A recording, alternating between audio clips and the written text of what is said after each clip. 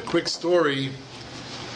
About 7 years ago, right around this time of year, my son Yosef, who's our youngest child, started to speak to my wife and myself about what he wants for his bar mitzvah. He was then 12 years old, and he explained to us, he didn't exactly ask, Yosef is on the autistic spectrum, and Yosef didn't ask, but he kind of explained to us what he wanted. And he said that he wants that on Friday night of the Shabbos of his bar mitzvah, that the whole family, we have, Baruch Hashem, a larger extended family, and the whole family should come over for dinner on Friday evening after shul. We happen to have in our home a large family room which comfortably seats about 50 people, Baruch Hashem. How we ended up with that house with the large family room is an interesting story for another time. But Baruch Hashem, we've hosted many Sheva Brachas and Simchas there, and so my son was clear that that's what he wanted everyone to eat. And then we would have a Kiddush in shul, and then we'd have something Motzoi Shabbos for his friends. Where did this order come from? Well, he has two older brothers, and he remembered quite well what they had at their bar mitzvahs, and therefore he was very clear this is what he expected for his bar mitzvah. In school, he was learning, wasn't going to be able to read the whole parasha, he was learning how to make the brachas and so on, and that they were taken care of. But in terms of the simcha, the party, the celebration, it was very clear what he wanted.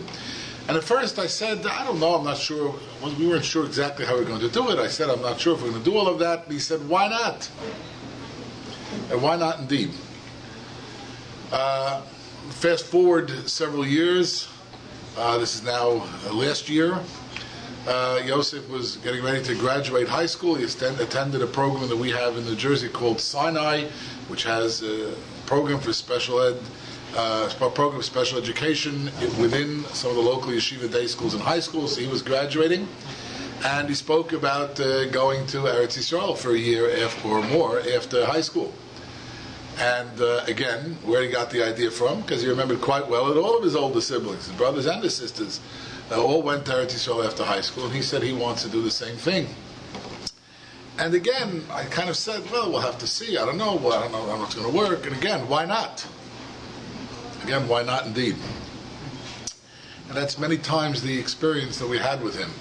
When he was still in high school, he asked us, my wife and myself, one fine day that he wants to walk to school. It's within walking distance. The school he went, it's about a 20-minute walk from our home. And he said he wants to walk to school in the warm weather.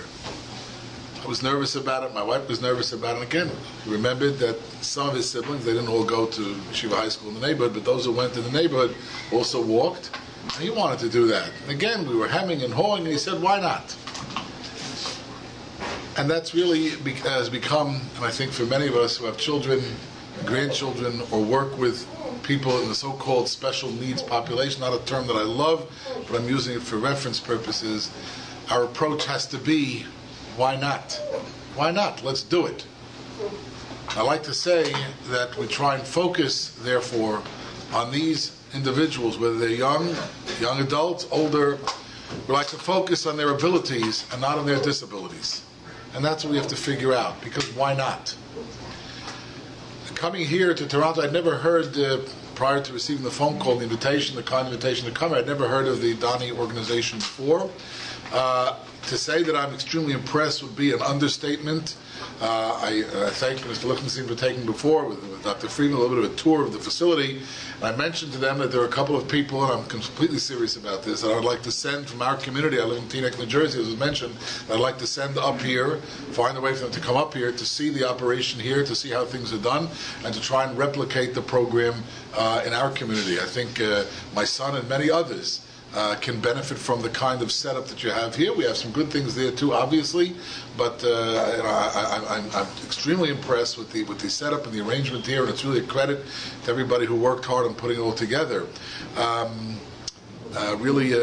think you all deserve, everyone who's involved deserves a tremendous amount of credit. There's only one problem. The problem is that there are not enough people here today. Not because I need a bigger audience. I don't have that kind of an ego. But the truth is, when you have a conference about this issue, there should be hundreds and hundreds of people from across the community involved, listening, finding out.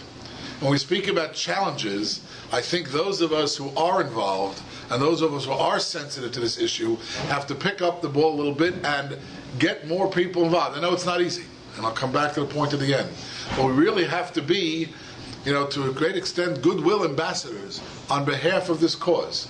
Because this is a cause we'll get to in a moment, that is nothing less than a cause of bringing people into Klal Yisroel. Here in this room and in this organization, in this building, there is no illusion of inclusion, it's actual inclusion. But sadly, for the majority of the Jewish community, it's across the different denominations and branches and so on. Inclusion, it's a nice word, and it's something we all identify with. It's, in America we say it's apple pie. I don't know what the Canadian expression is. Maybe it's the same thing, But whatever it is, yeah, sure, inclusion, it's great. But how many people understand it? How many people recognize it? And people would. And we've just got to we've come a long way. There's no doubt about that. I mean, it was mentioned in one of the sessions. All 3 sessions looked extremely interested. I simply decided to go to the one where I was already sitting. And that was the one at the community. That way I didn't have to make any choice or chalk it up to laziness. And I was extremely impressed with the presentation. I'm sure all the presentations were good. But we need more people to hear these presentations. I had the opportunity to speak at a conference arranged by the Orthodox Union, the OU, about education that was held in northern New Jersey about 2 years ago or so. And again, I was asked to be a part of the presentation related to special needs, but you didn't have a large crowd in there. Some of the other rooms had larger crowd. That's okay. All the causes are important. But we have no problem, and I'm not saying we should, we have no problem identifying with kollels and programs for advanced learning, and I'm all in favor of it. Don't get me wrong. I have children in those programs too. However, somehow when it comes to special needs, it's just not that exciting. It's not that catchy, or it's not that attractive to too many people. And that's one of the challenges that we who are part of it, in my humble opinion, have to work very hard at. I think it's a matter of awareness, it's a matter of sharing, and it's a matter of showing people. People have to come see. The Talmud has a principle: you can't compare hearing about something. You can't compare hearing about something to actually seeing it. And if somebody would come here and watch, and I only saw a tour of the facility, I didn't see quote unquote action in terms of the people that work here. But I'm sure that if somebody would come and see what goes on in the kitchen or in the laundry room, whatever else, the artwork, the different things that are going on here, you'd recognize, hey, there's something to this. And I think that's part of our job. And so I think that we've come a very long way, and the people, as I mentioned, deserve a tremendous amount of credit. But that's a challenge that we have. I would just like, as I said earlier, to divide my presentation into 3 parts, not necessarily equal. I'd first like to go through just some traditional Jewish sources that touch upon our subject of treating people with all kinds of disabilities and abilities, differences, unique, whatever word, special, whatever word you want to use, as members of Klal Yisroel. That's the first part. The second, I'd like to talk a little bit about education in general for people of all different populations, and focus at the end a little bit on, again, perhaps finding a way to publicize, to share what we've accomplished, what you've accomplished here with others, and getting broader support, not support only financially. I'm not talking about financial support. I'm talking about simple recognition. As I mentioned in the little blurb that I mentioned earlier, we're not looking for people who are doing chesed projects or community service hours, important as that is, but rather people who understand we're dealing with other human beings and we relate to them as such. And that's who they are, and they're part of Klal Yisrael, I'm part of Klal Yisrael, and you're part of Klal Yisrael, and it doesn't matter. And that's what we have to find, and that's what we have to find a way to publicize to others. At the beginning, we know that the Torah tells us in the beginning, and by the way, for those who are interested, I do have some sheets with some of these sources, so afterwards, if somebody would like to keep the sheets and have some of the sources, you're welcome to take them. You don't need them. We're not going to cover everything. I'll leave them. Maybe I'll leave them on the table here, but I'll give them out afterwards. If it's helpful, if it's helpful to you, look over later. You're welcome to do so or not. The Torah tells us that when man was created in Parshas Bereshit, Parakal Pasuk of Zayin, God created man in His image. A difficult passage to understand, but for sure, it does not say that God created only some people in His image. However we understand the term Tselem Elokim, every single human being, regardless of what he or she looks like, and regardless of what he or she is able to do or unable to do, every single human being was created B'Tselem Elokim. And in fact, the Gemara tells us in Sanhedrin Daf Lamed Zayin Amud Aleph that the fact is that the Adam, man, was created Yechidi, as a lone being initially, because any time a person saves one person, it's like he saved an entire world, a famous passage. And in that sense, a person should always say that the world was created for me. And that was regardless of a person's talents, abilities, disabilities, and so on. The Medrash tells us, the Medrash Tanchum and Parshas Pinchas Siman Yud says, "Kishem shein partzufo seim shoven zelazeh, kach ein deoseim shoven zelazeh." Just like two people don't ever look alike, we'll leave out the rare case of identical twins, but and even there are differences. Just like people's facial features are not the same, so too their deya, their knowledge, their understanding, their mental abilities are not the same either. And there's no reason to expect that everybody's going to think the same way, act the same way, behave the same way, interact the same way, just like we don't expect people to look the same way. It was mentioned in the introduction of Lichtenstein about Yom HaShoah, that we had a couple of those who studied the history of the Holocaust know that if we think about it just for a second, that part of the goal of the Nazis initially was to dehumanize the Jewish people. And therefore it makes it easy to kill them. Once you dehumanize them, it's easier to kill somebody. And the way they dehumanized them, we all seen pictures of the concentration camps. Everybody had their head shaven, they're all wearing the same exact uniforms. You ever see those pictures in museums and so on? Everyone looked the same. It's almost like you go out to a meadow and you see a group of cows grazing. To me, they look the same. Okay, a farmer who works them can tell the difference, but they all look the same. That's how they dehumanize the Jews. But we understand that facial features are not the same, and therefore the Medrash tells us the face is not the same either. That's the unique power of HaKadosh Baruch Hu, that even though he used the same stamp, if I'll create a stamp, so each time I put the stamp in, no one does anymore, we put stamp in ink, and the stamps, well, they did it actually when I came in, passports, passport control. So they put the thing, so it's going to come out exactly the same. HaKadosh Baruch Hu took the same stamp, but everybody came out different. That's the unique power of HaKadosh Baruch Hu. Somebody looks different. Somebody behaves differently. God forbid that we have the right to look down or askance at that person. The Gemara tells a story that one of the rabbis made that error. The Gemara in Tainis Daf Chaf. The Gemara tells us that a certain rabbi was once traveling someplace, and he came across a person who was just very, very peculiar looking, very ugly looking, and the rabbi was just taken aback. And he said to the person, "Where are you from?" "I'm from this town." He was just so taken aback by the horrific looking appearance of this person that he lost himself. And he said, "Do all the people from your town look the same way you do? Does everyone has that same physical appearance like you do?" So the guy said, "I don't know. You don't like the way I look? Find the craftsman who made me and go register your complaints with him." And the rabbi, of course, felt terrible about it, and he asked for forgiveness, and the person said, "You're a rabbi, there should not be more rabbis like you." In any event, he came back and he begged forgiveness and so on. He lost himself. That's correct. People look differently, people act differently. Go complain to the craftsman who fashioned him. The point being that regardless of physical appearance, physical handicap, mental handicap, emotional handicap, human beings are human beings, and we treat everybody as human beings, everybody b'tselem Elokim. Now, obviously, there are people who are, because of whatever we call disability, have different needs. Again, the common term nowadays is special needs. I think everybody's special in one way or another, but they need individualized needs, unique attention, different attention. People think differently. But the fact is, fast forwarding now from creation, we're going to celebrate in a few weeks the holiday of Shavuos, and the Midrashim are clear, and the verses in the Torah are clear, that every Jew stood and received the Torah. It doesn't say that only the scholars, only the Talmidei Chachamim, only the people with great intellectual ability stood at Mount Sinai and received the Torah. Everybody was at Mount Sinai and received the Torah. And therefore, the Torah was given as the right to every single Jew. Now, the fact of the matter is that yes, I think one of the people mentioned in the session I was at this morning, in certain cases, there are exclusions in the Talmud of people with certain disabilities from participating in certain things. That's true, but it's not as obvious and not as simple. Because when you cut right down to it, it's basically very, very limited. It has to do with things to do with court cases and other things where a person with, a limited understanding, cannot testify or can't really explain what he saw or can't understand the intricacies of a contract that was signed and so on and so forth. So those are details. However, the requirement of what we call today chinuch education, training applies to every child in accordance with his ability.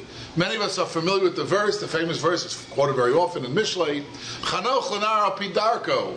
You educate each child in accordance with his ability. So the Talmud tells us, the Gemara tells us, Maseches Kedusha and Daf Chav Tes, that a parent is required to take care of his child when he's born. If it's a male child, to give him a bris milah, to teach him Torah, to arrange he should get married at the right age, to teach him a trade. One of the rabbis in the Talmud had to teach him how to swim, which I would say today's equivalent would be teach him basic first aid, right? To be able to take care of himself in terms of basic medicine and so on. At what age? So there's a discussion. The Gemara in Sukkah, Daf Mem Beis, has a discussion. When do you start training kids to do mitzvahs? At what age? You know, they want to put a tzitzis on a little boy. You want to teach him we just had Pesach, the Manishtana, to say Kiddush, to say at what age? Well, there's discussion. 8, 6, 7. Depends on the mitzvah. The answer is depends on the kid, and it depends on his ability. But at the end of the day, everybody is required to be taught what he's able to understand. And the truth is, the Shulchan Aruch tells us in the laws of Birchas Hamazon, the laws relating to benching, grace after meals, we have a tradition, the law, that when 3 or more men have eaten together, so you bench what we call a mezumin. So let's say you have 3. We have in my house sometimes. When I'm home now, most of my other children are out of the house, just my son Yosef's home. But occasionally one of the other unmarrieds comes home. So we have 3 boys at the table, myself and 2 boys. Can we bench with a mezumin? After all, Yosef is a special needs child. He's on the autistic spectrum. Will he count for a mezumin? So Shulchan Aruch tells us in Simon Kuf Tzadik Tes or Chaim, yes. As long as he understands a little bit, he understands something. He understands that we're saying a blessing to God. Does he know what every word means? No, neither do many of us. Okay, does he understand in a deep sense what it means that there's God? But in a general sense, he understands that, says the Shulchan Aruch, is sufficient. The Mishabura comments, therefore the same is true about counting to a minyan. Counting to a minyan, yes. We have to have a minyan, and there's a child, a young man, or an adult, or whatever, who has Down syndrome, whatever other condition, he counts to a minyan as long as there's a basic understanding. Which brings us to the next point. There's a fascinating tshuva by the Shevet Sofer. Many people heard of the Chassam Sofer, the famous Chassam Sofer, Moshe Schreiber, one of the great, from Pressburg, one of the great halachic authorities, of the last couple hundred years. So he had a grandson who wrote a tshuva. He had a son called the Ksav Sofer, a famous work in its own right, and a grandson called the Shevet Sofer. Sofer was their last name. So Yiddish is Schreiber, Sofer is Yiddish for, so the a writer. In any event, he tells a story there about his father, the Ksav Sofer, who went to a school for the deaf in Vienna. And there in Vienna, they had apparently, it was not a Jewish school per se, it was an institution where they taught sign language, whatever else was the latest skills at that time. And when his father was so taken by what he saw, he said after he walked out of that place, we have to go right away and purchase tefillin and other religious accoutrements for all the people there, all the Jews who were there, because they're obligated in these mitzvahs. Because even though, someone mentioned earlier, it says in the Talmud that someone who's deaf and mute, unable to communicate, is not obligated in these mitzvahs, he said that was because they didn't know how to educate them at that time. So a person can't be educated, he doesn't know, how are you going to teach them how to put on, incapable of doing it. But now that the rabbi saw, and the Rashash quotes as well, they saw the same place. Now that the rabbi saw what happened in this place, they were able to teach these people how to function, so of course they're obligated in mitzvahs. And therefore he insisted that tefillin be purchased and so on for the men who lived in that particular place. Yeah. Just wanted to ask about counting towards a minyan. Does that mean also for an aliyah? So there's again, maybe at the end we'll have time for questions. It's okay because I don't want to render halachic decisions here, but I think yes. Okay, and I think there are sources, and I have on the sheets of it. I'll get you a copy. In terms of the idea of an aliyah, is you're representing the tzibur. But if you have a basic understanding, I think yes. Okay, my son had an aliyah. We have other, and I'll get to that. I'll get to that shortly, Bez Hashem. I quoted a couple of others. The truth is, the Rabbi Shlomo Zalman Auerbach, who recently passed away in the last number of years, was considered one of the leading halachic decisives in Israel until his passing. He writes in one of his truths, Min Chashlomo Chelek Aleph Siman Lamed Daled. He writes that again, if you teach him, he speaks about sign language or various other ways to communicate, then there's no question he feels that he's to be considered like any other person who can speak and so on. The disability is completely ignored. as long as he understands that he makes a distinction with regards to an aliyah in that tshuva. But the Tzitz Eliezer of Waldenberg, also an authority in Israel, died just a couple of years ago. He was the chief rabbinic authority of Shaarei Tzedek Hospital in Yerushalayim. He also speaks about it. He feels that it was only excluded from testimony and technical court matters and so on. And as I said, there are more of these issues that we can look into. My point is, we look in classical Jewish sources, we see two things. Number one, everybody's created b'tselem Elokim, and everybody received the Torah. And everybody is different, and it doesn't matter. We don't focus on the differences. We're not a cookie-cutter establishment. And two, when we can train, and today, thank God, the methods of training and working with young people, older people, young adults, older adults who have various disabilities have just, it's boomed well beyond what the Ksav Sofer saw in the school in Vienna. And there's no question that these people are to be included in every way possible in Klal Yisroel, in terms of membership in Klal Yisroel. I'd like to talk for a moment about chinuch, about education in general, but everything I say applies not only to education of quote-unquote mainstream students, but of special needs students as well. The goal of the parent and the teacher, first and foremost, try to understand the child. Understand where the child is coming from. You have to know how to encourage him. I'll tell you a story that happened with us, with my son Yosef. Remember a couple summers ago, I think 4 or 5 summers ago, we were walking. We went to Eretz Yisrael, to Israel, and we went to the north. You have these hikes through these water, I don't know what to call them exactly. You walk by the Banyas in northern Israel, these hikes through the streams. What's it called? Rapids, yeah, we walked through. Anyway, but they have a trail right next to the stream. So we went, and Yosef was with us, and a couple other children with us, and we were going. Of course, it was hot, it was summertime, so you bring your bottled water with you to be able to drink all the time. And I had a big plastic bottle of water, and Yosef, then again, it was about 4 or 5 years ago, so he was, I don't know, 14, whatever he was carrying the bottled water. Okay, and he was walking, and we had this big bottle. So after walking a little bit, I turned around. I said, I noticed he didn't have the water bottle anymore. I said, Yosef, where's the water? So he points to the stream. And I thought he meant he threw the water bottle. I start screaming, you threw why would you throw it into this? I give him a whole Mishabarak. Why would you throw the water into this? We have to drink the water. Why would you throw it? He's staring at me. And I said, really, I was angry with him, and we needed the water. We were supposed to drink. And then a few pages later, I saw my other son with the bottle of water drinking it. What happened? So again, he's an autistic child, so from time to time, those who have autistic children, sometimes you want to make sure they're engaged. So he asked, where's the car? Where's this? Where's it? I said to him, where's the water? He thought I meant the stream, so he points to the stream. What happened? The bottle of water he gave to his brother 10 minutes ago, right? But I didn't know that. So I just said, where's the water? He points to the stream. So as far as he knows, he's given the right answer. And now I'm screaming at him. I remember I mentioned to Mr. Lichtenstein earlier, there's a very wonderful movie, a film, somebody may have seen it. It's called Fat City, F-A-T City. I'm sure many of you saw it.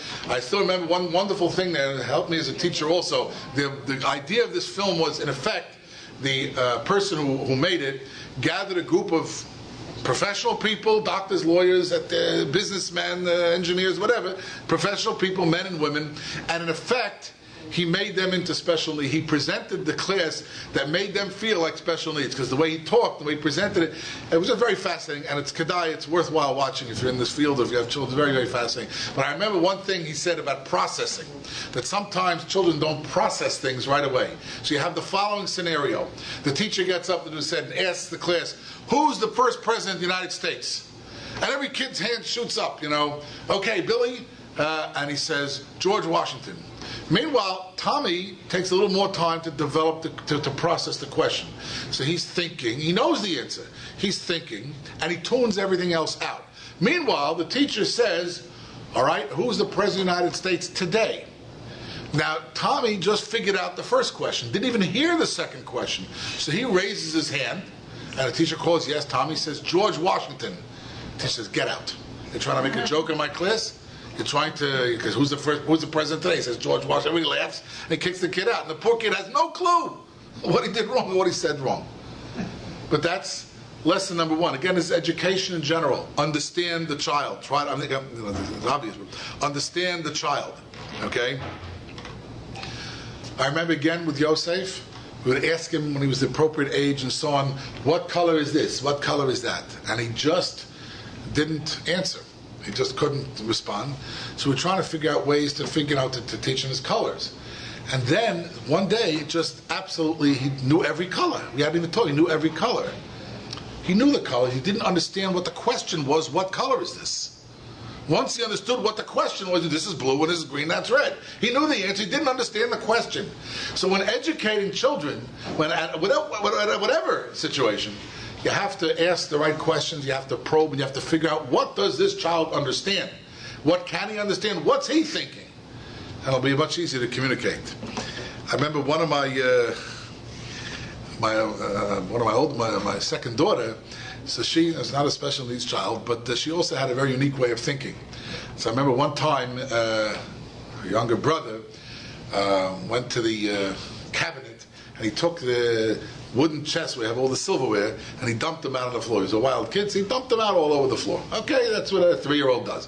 So my wife asked her, my daughter Rissy, she was then, I don't know, I guess she was 6 or something like that, Rissy, going to put the silverware away. Okay, so she did it. The next Friday night, my wife went to get the box. She called me. She left it in there. She usually sets the table when I'm in shul, but she left it because she wanted me to see this when I came home. You know, you had those you have these little slots, right? So one is for the big forks, one for the little forks, one for the knife, one for the big spoon, the little spoon. You have all these slots. We came in each slot was one large fork, one small fork, one knife, one large spoon, one small spoon. It was a setting. Now that's wrong. Why is it wrong? Because that's not the way we do it. But in a certain sense, it's pretty logical. It makes a lot of sense. You just pluck out one thing. She didn't think about it. That's what she figured was the way to do it. It's only wrong because we say it's wrong. And there's a lot of evidence, there's a lot of discussion about these things when you speak about standardized testing. And this, again, I'm sure here in Canada, the same issue in the United States, there's lots of debate in educational journals about it, because not everybody thinks the same way. It goes to that Medrash Tanchuma. Just like everybody's face is different, so too their style of thinking is different. Who's wrong and who's right? Just a different way of thinking. And we had a I always like to relate personally. When I was 4 years old, so I was going to be registered in the local yeshiva. Well, it was in those days one local yeshiva in New Jersey where I live. Now there's many, Baruch Hashem. So my mother told me I'm going to the yeshiva. I'm going to learn Chumash, whatever. So I came for the IQ test. I don't remember the story. My mother told me many times. I went, and the testing person starts asking a question, takes out cards with pictures of different things on it. And he asked me, "What's this?" And I said, "I don't know." So it's only 4 or 5 pictures. And he says, "What is this?" And each one I said, "I don't know." Then he showed me a picture of a chair, and I said, "Kisei." Because I thought he was asking, what is it in Hebrew? I can't imagine a guy showing me pictures that it's obvious what it is. What 4-year-old doesn't know what it is? So I thought it was asking me in Hebrew. So I didn't know any of those words in Hebrew. Now my mother said that had the tester not been someone who knew Hebrew, Kisei, it's mumbling, saying gibberish. Who knows what it would have been classified, and who knows what, right? But it's all, you have to make sure the children understand what you're asking. And everybody thinks differently, okay? And the last one of this ilk, a friend of mine told me this story with his kid, also was being tested.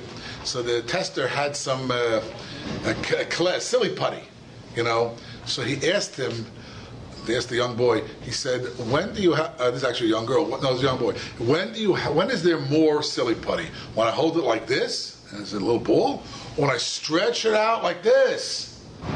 So he says, when you stretch it out. Okay, that's the answer he gave. Later on in the car, the kid said to his mother, that guy thought that just because he stretched it out, there's more this. I told him, there's more that way. He didn't realize that it's the same amount. So, you never can figure out. And how many times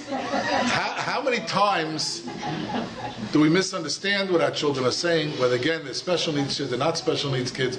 Again, one of the major rules is trying to understand the child. Also, I think personally, we need to stay away from labels. We have to stay away from labels. There is a debate, again, not only in regards to special needs children, but in the educational system. When you have a kid coming in let's say to the 6th grade, should the 5th grade teacher already tell, this kid does this and does that? Or no, let him start tabula rasa with a clean slate? It's a debate. On the one hand it could be helpful, on the other hand it could be destructive to the child. Many assume that it's better for the kid to come in. The last thing a kid needs, like in Yeshiva high school, the last thing a kid needs is, oh, you have him. Well, are you in for a great year? Right? Well, that kid has 2 strikes on him before he walked into the room. And he may have decided over the summer to get his act together, to buckle down, to work hard, and now he walks in, the teacher's already got him labeled. And it's a fascinating thing. This daughter of mine I mentioned before with the silverware, this was the same daughter, she's very intelligent, but spelling was never her thing. So I remember one time on a spelling test, she argued, the word was knife, okay, and she spelled it wrong. She wrote N-K-I-F-E, and she got it wrong. And I remember she said to me, well, what difference does it make? You don't pronounce it anyways. Who cares where you put it? Not doing much good anyhow. But I tried to argue. But she said it actually one of her Sheva brachas, and she has actually a degree in education now, and then runs a nursing school. But she said it one of the things, there's a lot of debate. We're all familiar with the story that when the Jewish people were in the desert and complained for lack of water, so Moses was told to speak to the rock, and instead he hit the rock.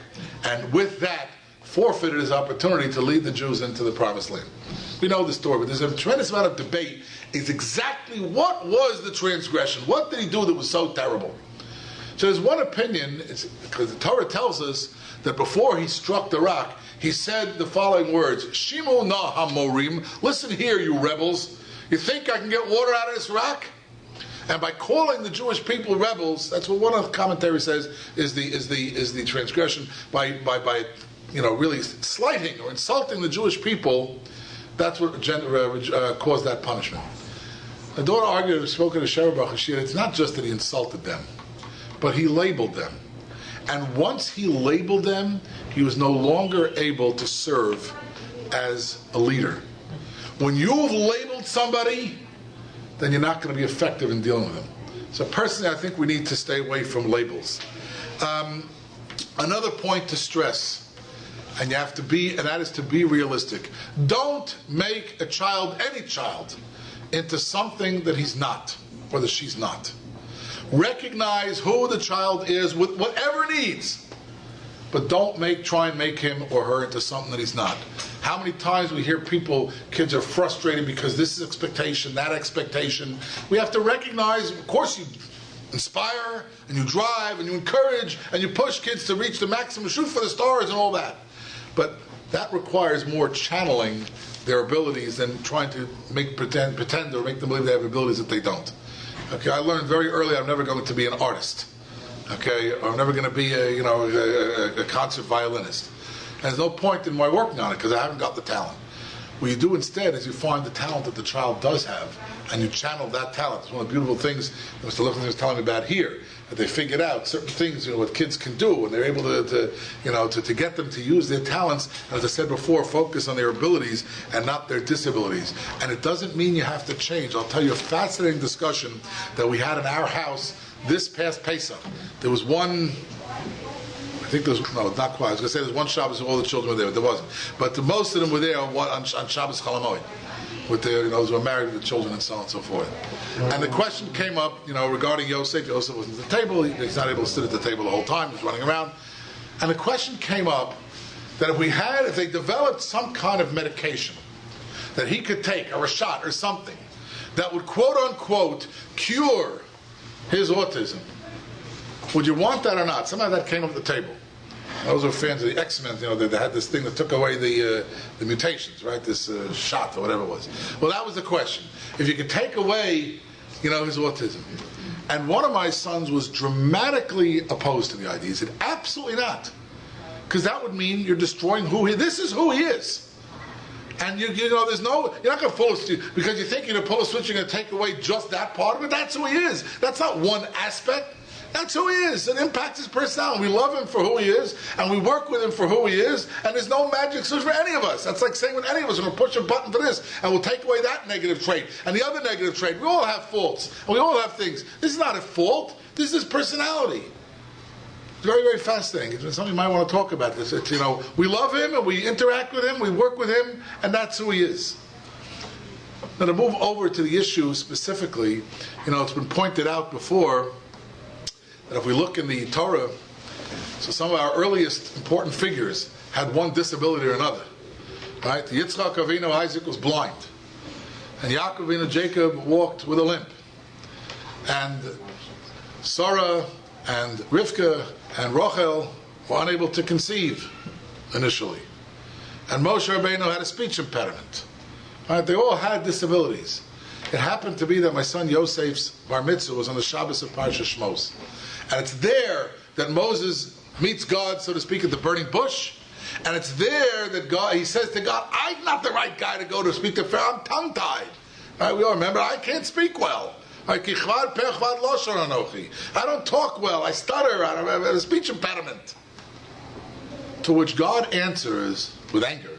Me son pel adam. Who is it that gave man the ability to speak? Who is it that decides, who's deaf and who's mute and so on? It's me. I remember I pointed out and I share with you now. Notice that it does not say, I'll cure you of it. I'll take care. Don't worry about it. I'll make you be able to speak. Never says that. Maybe he never was cured. We don't know. We certainly find that he spoke a lot. But it never said that the impediment or the speech defect went away. What God was saying is, you have this defect, you're going to do it anyway. You can do it anyhow. I'll get you an assistant. Your brother will come with you, whatever else. But the defect isn't going away. That's who you are. And I determined that. That's how I understand these verses. Me son pel adam, halonoch Hashem. Who gave a mouth to man to speak? It's me. Doesn't say, okay, I'll cure you of this quote-unquote defect or disability. You have other abilities. Never mind this disability. That's what I think is one way to read these verses. And that's an important thing. People have other abilities. We can find them. And we can train them. And we can channel those abilities. And we can make other people out there who are not here this morning understand these abilities. And focus on these abilities. I have in my shul, aside from my son, another young man.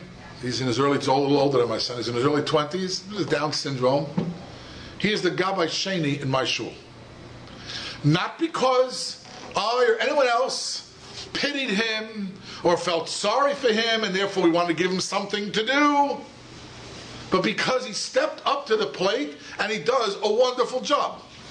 He's also in charge with another man from the shul of setting up for Shalosh Shudas every week. A job that he takes extremely seriously. He comes every Shabbos about half hour to 45 minutes before Mincha. And when he's not going to be here, he tells me, I'm going to be away next Shabbos. He tells the other fellow who's in charge of Shabbos, not going to be here next Shabbos. He got in charge of that job because he took the job. Nobody said, this poor kid, we're going to make a chesed project and we're going to have him be in charge of Shalosh Shudas. He wanted to do it, he's capable of doing it, and he does it. And I mention him now because yesterday, again, those who are familiar, so we know when we read the Torah on Shabbos afternoon, so the first person called up to Renei Aliyah when we have a Kriyas HaTorah is a Kohen. Well, I have a small shul, and occasionally there's no Kohen present. Okay, so the text of what the person who's calling up recites is slightly varied, because you don't call up a Kohen because there's no Kohen in the room. So this young man in my shul, he was the Gabbai Sheni, and he got very flustered because I told him there's no Kohen. So he told me I should call up today, and I said, no, you do it. You do it. I'll tell you what to say. Don't worry, I stood next. I'll tell you what to say. It's not a major change. Just add a couple extra words. And so he did it. I just did it so he knows next time. Now, next week, if there's no Kohen, he'll be able to do it himself. So he's the Gabbai Sheni in our shul. He became the guy. His brother's actually the other Gabbai. He started helping his brother out, and then he does it on his own when the brother's not there. So again, it wasn't a pity party, so to speak. It wasn't because we felt bad. He stepped up to the plate. My son, Yosef, is very, for whatever the reason, I'm sure other people have had, he's very into the calendar and things that are coming up next.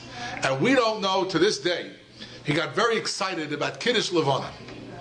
Kiddush Levana, for those who are not familiar, the first Saturday night, generally after the new Hebrew month begins. So we say a special prayer at the end of Marav on Saturday night, outside, we go to the moon and you make a blessing, and it's customary, at least in my shul, they dance a little bit at the end. It's a joyous blessing. So about 4 or 5 years ago, my son Yosef got very excited about Kiddush Levana. We thought they must have taught him about it in school.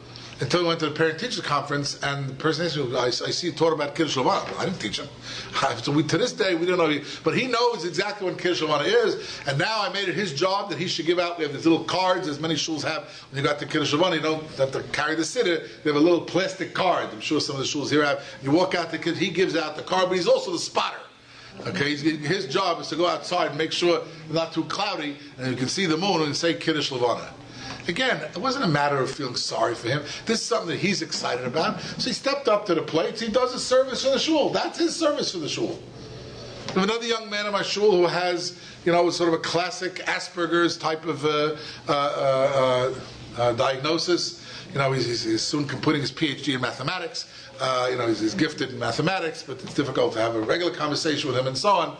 But he's a very, very precise reader of the Torah and the Haftorah. In my shul, we have the scroll, the klal for the Haftorahs as well. And we read the Torah from a scroll. Most shuls, they read the Haftorah, the prophetic section, out of a book. But some shuls, someone donated, we have the scrolls for the Haftorahs as well. And that's not that many people are able to do it. Well, he decided that that's going to be his thing. Okay? He happens to have not the greatest voice in the world, but he's very, very careful. Every word is, he spends time, every word is precise. And once he enjoyed doing it already, he took the responsibility to set up the rotation of who's going to do it. Again, in all three of these cases, whether it's the young man who sets up Shal Shudas in the Gabbai Sheni, whether it's my son with the Kiddush Havana, whether it's this other young man with reading the Haftarahs and setting up we didn't give him these roles. These are things that can be done. These are things to be done in any shul. Nothing to do with me. No greatness on my part, but anyone else in the shul. And not because I also have a special needs child that I was looking for ways to include. It didn't happen like that. It's just a matter of basic awareness, and that really is the challenge that we have to think about. We need to find ways to make other people aware of the potential that everybody has to belong in one way or another, to do things. We can help clean up, help set up, help put away the siddur, whatever it may be. A person can feel part of the shul, and it can be done with every single part. Part of the shul means being part of the Jewish community, at large. Sometimes people find that, I was mentioning some of the sessions, you have a Shabbaton in the shul, and you have the kids who come, who do have these special needs, again, whether physical and emotional, whatever other disabilities they have. So the davening doesn't run exactly, the way, and some people get annoyed about it, okay? The Yachad, the organization from the Orthodox Union that works with this population, they have every year a family Shabbaton. It's actually in our area. It's next week in the New York area, which my family's going to. A very fascinating thing, by the way. We go every year now for quite a number of years, and there's a Chassidish family that comes with a bunch of kids. Somehow I was talking with the father, with the whole, with the Strymel, the Kapot, the whole Chassidish Levush. And I asked him, which of your children, is a Yachad? Remember, he goes, none of them. I said, then I thought maybe he's a big supporter. No, I said, why do you come here? So he said, because for a short while he took care of a relative, a nephew or something like that, who had certain issues. And after that experience, he wants his own children to see what this is. And he comes every year, I think, with 8 or 9 children to come to this event. So his children should see what it is. Now you go, sometimes you're sitting davening, and there are kids who scream and will make a little noise, and what would otherwise be considered disturbing. But I remember, one of my boys, I said to him, I told him the famous story that they say from Levi Yitzchak of Berditchev, where there was once a shepherd boy who was watching the flocks, and he was considered, again, what we would call today special needs, except they had no training for him. Okay, it may not be a true story anyway, but the point is it illustrates the point. There was no training, he was unable to function, and so on and so forth. So what they do is he watched the sheep, and he came into the shul on Rosh Hashanah, imagine, and he comes in the back of the shul, and he's so enthralled by what he sees, that people are davening, whether it was Rosh Hashanah, Kippur, whatever it was, they're davening with such fervor and it's a high holidays, there's such excitement and such passion, and he can't speak, so he starts whistling. Now think about your shul for a second. Imagine that happens in the middle of Hineni, in the middle of in the Saratoga or something like that. And a kid comes in the back and so, well, that's what happened here. They want to throw the kid out. And the Rabbi Levitzig bangs on the table and says, no. He brings him to the front. His whistling comes from a deeper place than all of our davening comes from. Again, you have to have, thank you very much. Thank you. You have to have understanding, and you have to have a sensitivity regardless. I saw when I came in that they're putting on a play, Peter Pan. Right? I saw the flyer. So the fact is, the school where my son Yosef went, about 4 years ago, they decided to have these kids put on a play. Okay, my son was very excited.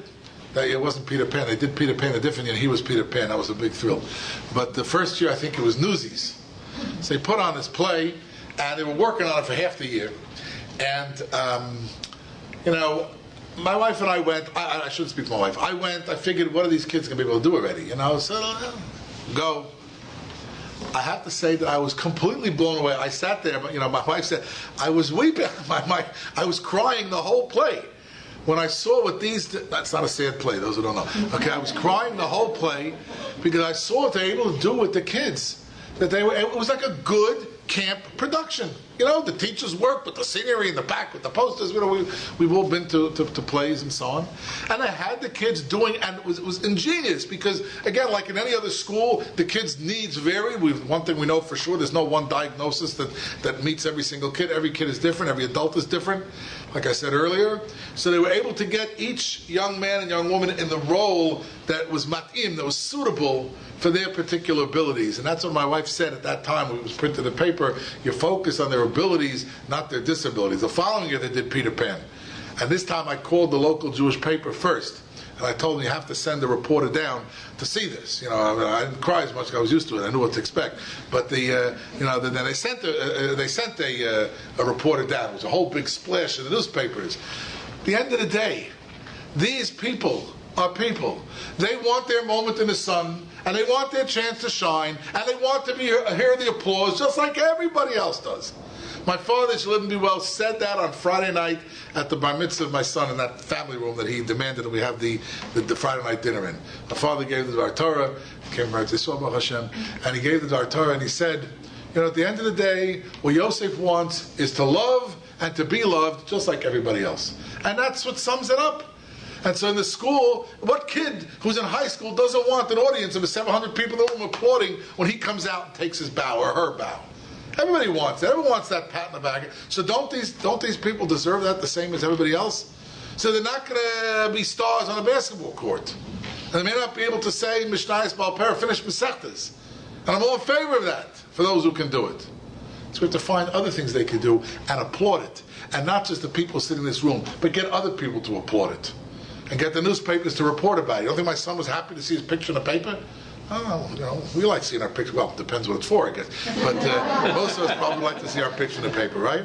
And I have to say that when he graduated last June, just about a year ago, so he graduated together with the other boys from the local yeshiva high school.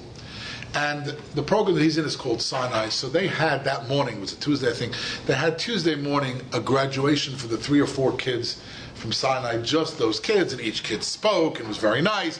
My wife and I went, and all the siblings came, we took pictures, they had a graduation uniform, and the whole thing. And that evening was going to be the graduation, the big graduation of the high school. And my wife and I felt, what does he need it for? You have to sit still. That again, his particular one of his issues is he can't sit still. In fact, in terms of shul, we brought him. My wife purchased an hourglass, a sand glass that's 20 minutes, and that's when he comes into shul. He has to, at first people saw it, they thought I'm timing my drushes. I shouldn't speak longer. Maybe I should have one here now. I don't know. I'm finishing up, but people thought, what I got that sand was for him. And then he goes outside. He brings it with him. When it's up, he comes back up. That's the deal that we have. But anyway, we figured to go sit at these graduations, and sometimes the graduations tend to drag on, let's put it that way. And we thought it wouldn't, it just wouldn't be for him. It wouldn't be something that he could do. But he was insistent that he wants to graduate, in his words, with the guys. Okay, he's a teenager, he wants to graduate with the guys. Okay, so we worked out. The school was more than happy to have him. And, we sat in an area that wasn't so far from my wife was figuring out, in case he gets antsy, we'll take him to the back, whatever, the whole thing. But, the truth is, my wife likes to sometimes say that he has selective autism, and that there's times where he sometimes seems able to overcome whatever it is. But it's true to an extent. He understood that here he had to do what he had to do, so he sat there. And when they called his name up, now my name is Taubes, and of course it's at the end of the alphabet. We don't even get that break, right? If it would have been last name Aaron, he was the first one up, we could have gotten out. But he had to sit there, but the other 55 kids, letters A through S got up there before him. Okay, and when they called his name up, there's the usual applause, and all the students in the class stood up. It was a standing ovation. And my wife and I were absolutely blown away. It came out of nowhere. Like all the other graduates stood up for him. Now, I don't know that he necessarily appreciated it, because I don't know if he necessarily paid attention to it. But my wife and I were terribly moved because the kids recognized, and it was quite a special moment. So I'm saying there are these moments, not because the person is a chesed project. I don't want to be misquoted. I'm all in favor of chesed projects. I'm all in favor of community involvement and chesed hours and all the things the schools do. They're all good. But the idea is to create inclusion that's not an illusion. As I said at the outset, here in this room, it's not an illusion. Here it's real. What we need to do is somehow find out. There are organizations that we have to find a way to emulate. And I don't say this with any kind of jealousy of the organization I support. But you take an organization, for example, such as Chai Lifeline, which does wonderful work. Wonderful. And again, it's an organization I support. Not that they make their budget on my donations, but I identify with the organization 1,000%. My wife works in cancer. It's her field. She's in the medical field. So I support the organization. But they've done a wonderful job of sensitizing, and they've, programs and take kids on trips and go here, and there's trips for siblings and so on. We need to do the same thing. Not so much. I don't mean trips. Well, that wouldn't be a nice thing too. Because truth of the matter is, children who are siblings, that's a whole other area, a whole other talk. What do we do with siblings with special needs? Where do they fit in the picture, and so on? There's a lot to talk about. But the truth is, somehow we have to collectively find a way to set up a structure in terms of community awareness and community involvement, similar to what they've done and what other organizations have done. That's our real challenge. So I think we can look back and we can evaluate our education of our children in general. There's much to be proud of. There's no question about it. At the same time, however, I think our challenge, and we're the ones because we understand it, not necessarily because we're more intelligent than everybody else, but because we're in it. Whether we have children or we're involved in the organization out of our own altruism and so on, or because, it's interesting, the rabbi here from the neighborhood, Rabbi Karabkin, spoke at the session I was listening to. He said, he likes it because it's mechazik him. It inspires him when he sees, special needs kids davening or dancing, whatever. He said, it's very selfish.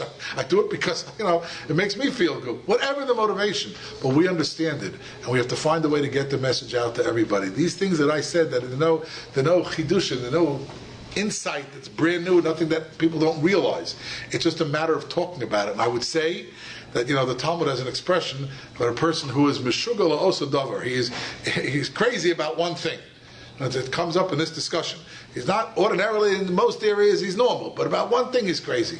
But the term has become used for people who are crazy for one cause. Well, the people who are into, we have to be crazy for this cause and just get more people involved, talk it up. It's no longer, at least in our communities, and I was discussing earlier, sometimes in other communities, in some yeshivish communities, some chassidish communities, there's a certain stigma attached to it. We have to break that down too. But at least in the communities where it's really less and less. It's not so much of a stigma in our communities at all. It's less even in their communities. I know from Yachad Shabbatonim and so on and so forth. We've got to get the message out, and the message is, as I started with, Tselem Elokim. We all received the Torah. We've all been blessed with this wonderful gift. Each one of us has to be able to use the gift in the way that we personally can use it, and each one of us, as parents, grandparents, educators, therapists, psychologists, whatever else, have to work with everybody to make sure everybody remains part of Klal Yisroel. Thank you very much for listening. Rabbi Michael Taubes has been involved in Jewish education as well, informal and formal, for more than 30 years, serving both in classroom and in various administrative posts. In addition, he's a spiritual leader of the congregation of Zichron Mordechai in Teaneck, New Jersey, and delivers regular shiurim lectures on both Beis Medrash of Bergen County, housed in Teaneck, New Jersey, and in the congregation of B'nai Yeshurun.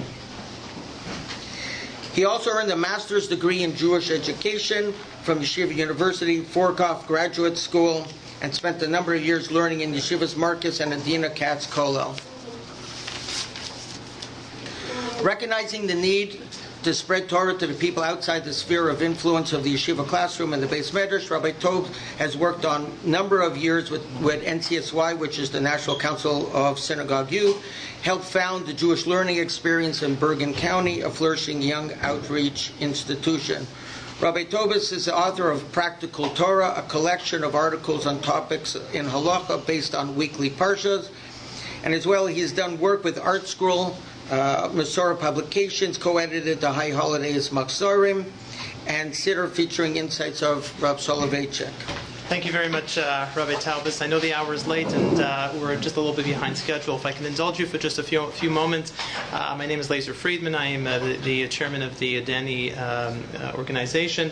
And on behalf of the organization, I would like very much to thank Rabbi Taubes and really everybody for putting together a tremendously wonderful program. Allow me just to give you just a 2-minute personal idea and a thought. As a pediatrician, needless to say, I see lots of children, and of course, in my practice, I have lots of children that have come through DANI and that have the needs and special needs as well. And it certainly has been a motivation for myself personally. But one of the things that over the years that I've come about is people have asked me, so what is DANI? And if you can actually put DANI into, the challenge is always, well, how can you define it? Do you define it in a sentence, in a paragraph, and things like that? And ultimately, if I asked somebody to say, give me 2 words, what is DANI? And I think Rabbi Taubes spoke about that, and Rabbi Taubes spoke about the idea of maximizing the potential, and that has always been the motto that I think that a lot of people have identified with. It's not about who we are, what we can do, it's basically looking at an individual and saying, maximizing the potential. And if I may, there's a fascinating Gemara. The Gemara tells us a story which, take the story for what it's worth, because the message is more important than the actual details. The story is told of Rabbi Yeshua. This is a Gemara in Bava Batra, and the Gemara tells us that basically Rabbi Yeshua became sick, and when he became sick, he fell into a coma. And during this form of coma, and for those of you that may or may not know in the medical field, the question is, what happens to people that are living in a comatose state? Are they alive? Are they not alive? Of course they're alive, but where are they? The Gemara tells us that, of course, after his illness, he became better. His son came over to him afterwards and asked him, so what did you see during this period of time? And this is a deja vu moment that people relate to, and this is written up in the medical literature. So it's not a far-off story. But what he said was profound. What he basically said was, Olam hafu harisi. I saw an upside-down world. I saw an upside-down world. So he asked him, what do you mean by I saw an upside-down world? So he said, Tachtonim le'elyonim ve'elyonim le'tachtonim. He says, what you think is up is down. What you think is down is up. And what he meant by that, and when he explained it further, the Gemara doesn't tell us. Rashi has a commentary that wealthy people are not the same people as poor people. That's the interpretation of Rashi. Rav Moshe Feinstein, who we heard from this morning, has written responsa with dealing with the idea of the notion of disability, has a profound understanding of this. What he says is, essentially, and we know it intuitively with our children, when they come home with a test, what do we actually tell them? Do we actually tell them, at least some of us, we don't tell them we want you to get 100. We are satisfied with when we say to just do your best. That's all we ask them. The message is, that's all that God asked us to. God basically says, do your best. So elyonim betachtonim betachtonim be'elyonim, the idea of what's up and what's down, is to us we have to recognize that if there is someone, an individual, who actually meets their potential, as far as God is concerned, that's it. They've accomplished what they're supposed to. The sad reality is many of us are given talents, and we actually lose them. We don't actually fulfill those talents. So in the world of the upstairs, the world where the idea of where it counts, it's much more important to recognize that maximizing your potential is there. And that is the function of DANI. If there's two words we can leave with that I see it, and I think Rabbi Taubes developed this theme, it's maximizing the potential of the individual. An event like this cannot take place in vacuum, and I must thank the individuals who were involved in it, the coordinators of the programming committee. To go through the names would be truly, I don't want to go through them because, God forbid, I'm going to miss one. But the concept is there: the programming committee, the panelists, and the moderators for all of these that I know have put so much work and effort into it. We thank you, and I think if we could just take one other theme from Rabbi Taubes is basically, we're singing here to the choir. I'm a bit biased about a choir, so some of you may know, but we're singing, we're preaching here to the. We know this already. The idea really is that this room needs to be filled and filled over and over, where we have to basically take a bigger space. So if anybody could take just that little idea and take that with you to your friend, your neighbor, and beyond that, then I think that this world will have a lot more. So on behalf of everybody here today, I'd like to thank everybody here together at DANI, and I think you wanted to give Rabbi Taubes a token of our appreciation, and thank you all for your attention.